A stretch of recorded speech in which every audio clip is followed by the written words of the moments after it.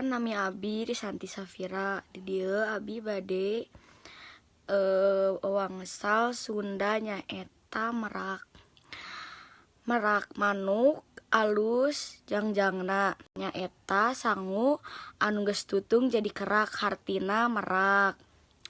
Wangsal toke cak-cak gede sok aya di para. Boga amalan mah kudu dipake hartina. Perkenalkeun nami Abi Risya Mutiara Muldianti ti kelas 11 IPA 2 absen 2 genep. Teu beunang di rangkong kolong, teu beunang di pikahayang. Nyaeta wawangsalan ti hayam. Tutut gunung selong rema, sumangga geragek diuk. Nyaeta wawangsalan ti keong. Assalamualaikum warahmatullahi wabarakatuh.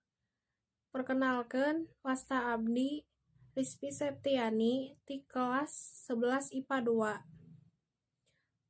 Nomor absen 27. Di dieu abdi bade ngadugikeun wawangsalan ngaran sato. Wawangsalan kahiji. Sato anu aya jangjangan apung-apungan kawas kapal. Wawangsalan papatong. Wawangsalan kadua, hirupna babaseuhan luar leor di sawah. Wawangsalan oray. Assalamualaikum warahmatullahi wabarakatuh. Tepangkeun wasta abi Salsabila Ermeleria di kelas 11 IPA 2 absen 28.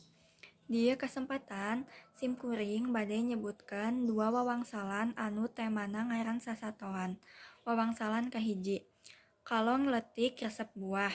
Sumedot rasa ning ati. Maksudna nyaeta cocodot. Wawangsalan kadua. Lauk anu boga kumis.